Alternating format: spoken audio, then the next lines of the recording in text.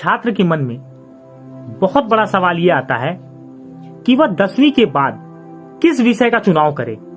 दोस्तों देखिए, ये सवाल हमारी जिंदगी में बहुत ही अहम होता है, खासकर जब हम अपनी पढ़ाई के दौर में होते हैं।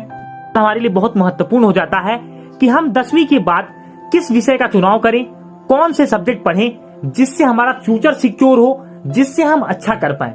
और ये सवाल बहुत ही इंपॉर्टेंट सवाल है जब हम क्लास 10th को पास करते हैं, और कहीं ना कहीं ये सवाल हमारी कैरियर को डिसाइड करता है, हमारे भविष्य की दिशा और दशा को तय करता है।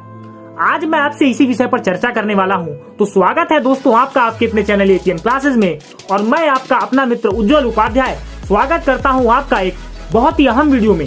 आज मैं आपसे बात करने वाला हूं 10वीं के बाद कौन से विषय का चुनाव करें, कौन सी स्ट्रीम लें। जनरली आप जानते हैं कि हमारे एजुकेशन सिस्टम में इंडिया में 3 स्ट्रीम्स हैं, ह्यूमैनिटीज यानी आर्ट्स, साइंस या कॉमर्स। यही 3 स्ट्रीम है। इसी में से हमें चुनाव करना होता है कि हम कौन से विषय अपने 11वीं 12वीं में और किस प्रकार से हम ग्रेजुएशन करेंगे। ये कहीं ना कहीं हमारा 10वीं के बाद डिसाइड होता है। सबसे पहले जान लीजिए, मैं आपको कुछ बातें बता देता हूं जो एक सवाल 10वीं के छात्र के मन में होता है कि मुझे क्या करना है। बहुत सारे ऐसे बच्चे होते हैं जो 10वीं के बाद डिसाइड करते हैं अपने परसेंटेज के बेसिस पे कि उनको क्या करना है, किस क्षेत्र में वो जाना चाहते हैं। मैं जर्नली देखता हूँ, जर्नली ऐसा होता है कि जो बच्चे बहुत अच्छा परसेंटेज लाते हैं वो साइंस साइड की तरफ चले जाते हैं, कुछ जो थोड़ा कम लाते हैं वो कॉमर्स में जाते हैं, और जो कुछ और कम पाते हैं वो आर्ट साइड की तरफ जाते हैं। जबकि ऐसा नहीं होता है। आप बहुत सारे अच्छे अच्छे टॉपर स्टूडेंट को देखोगे जो कॉमर्स लेते हैं, जो आर्ट्स लेते हैं। तो सबसे पहले आपको ये मन से निकालना है कि तीनों ही साइड में साइंस साइड बेस्ट है। नहीं, मैं आपको ये बता दूं, देखिए तीनों ही साइड की अपनी अपनी वैल्यू है और तीनों ही साइड बेस्ट है। आपके ऊपर है कि आप किस विषय को पढ़ करके अच्छा कर सकते हैं और एक उज्जवल भविष्य बना सकते हैं। तो दोस्तों सबसे पहले ये माइंडसेट क्लियर करिए कि आपकी तीनों ही साइड इक्वल है। अब बात करते हैं कौन कौन से विषय आपको पढ़ने होंगे। देखिए 10वीं में जब आप होते हो तो आपको कहीं ना कहीं आपके कॉमर्स के विषय से थोड़ा परिचय आपका कम होता है, क्योंकि आप केवल इकोनॉमिक्स पढ़ते हो। और जब आप 11वीं में कॉमर्स का चुनाव करते हो तो आपको अकाउंटेंसी, इकोनॉमिक्स, बिजनेस, ऐसे सारे सब्जेक्ट्स आपको पढ़ने होते हैं।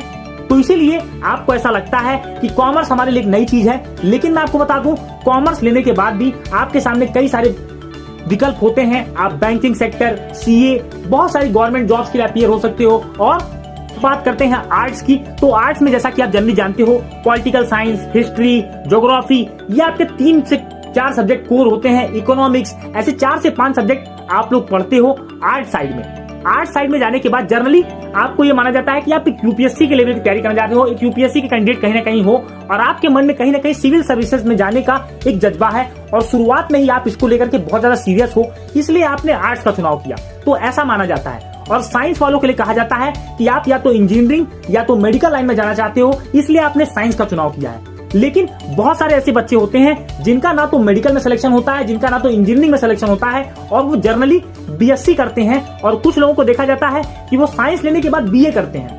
तो ऐसा नहीं है कि आप साइंस साइड लोगे तो आपका फ्यूचर सिक्योर होगा। हाँ, ये जरूर है कि आपको थोड़ी ज्यादा अपॉर्चुनिटीज मिलती है कंपैरिजन टू इन दोनों साइड्स के। लेकिन आज के समय में सभी इक्वल है, क्योंकि आप किसी भी गवर्नमेंट जॉब के एग्जाम की तैयारी को देखो। जनरली क्या होता है कि हम सोचते हैं हम गवर्नमेंट जॉब की तैयारी करें, हमारे पास एक गवर्नमेंट जॉब हो। आपके घर में भी आपको कहा जाता है कि गवर्नमेंट जॉब करो, गवर्नमेंट जॉब ले लो, फ्यूचर सिक्योर रहेगा, एक अच्छी लाइफस्टाइल जीने को मिलेगी।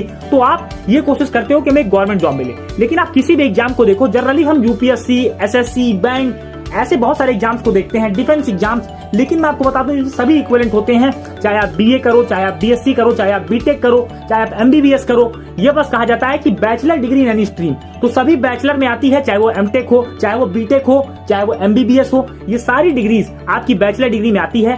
तो इसलिए अपने मन से ये शंका निकालें कि आप अगर ऐसा कर रहे हैं तो आप गलत कर रहे हैं। आप कोई भी साइड लें, आप जनरली अपने आप को बेस्ट समझे। अगली बात बता दूं, अपना इंटरेस्ट देखें कि आपको कौन से विषय पढ़ने में मजा आता है, किसमें आपका मन लगता है। बहुत सारे ऐसे बच्चों को आप देखोगे। मैं दोस्तों आपको एक जनरली अपने क्लास की एक कहानी सुनाता हूँ। एक मेरे ही क्लास में लड़का था। उसने क्या किया था कि पहले उसने बायोलॉजी लिया था, लेकिन वो जब क्लास में जाकर के बैठा तो उसको बायोलॉजी समझ में नहीं आई और वो आकर के मैथ्स में आ गया।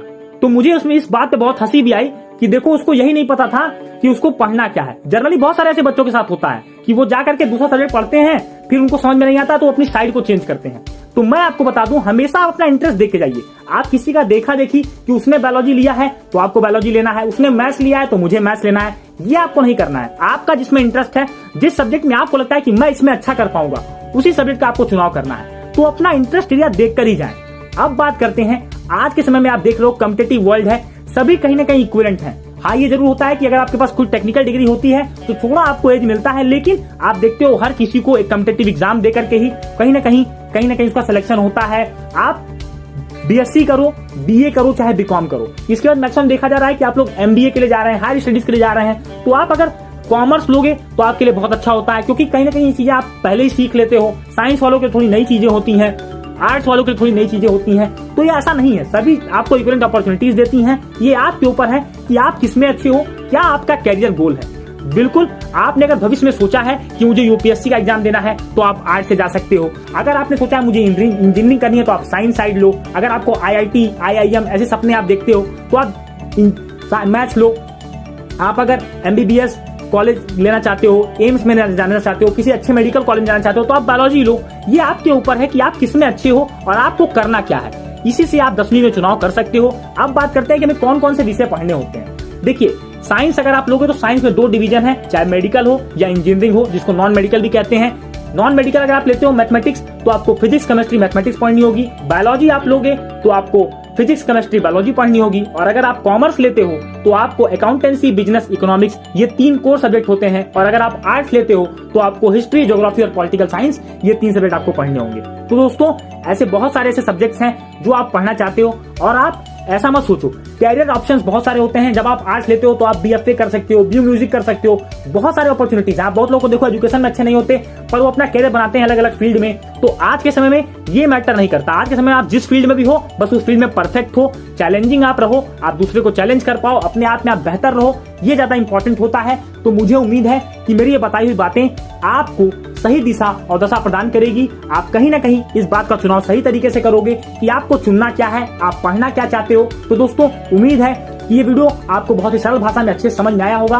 अगर मेरी बातें आपको अच्छी लगी, आप कौन सी स्ट्रीम का चुनाव करोगे, ये जरूर आप कमेंट सेक्शन में मेंशन करना। मिलेंगे दोस्तों अपने अगले वीडियो में, तब तक के लिए thank you and have a amazing day ahead.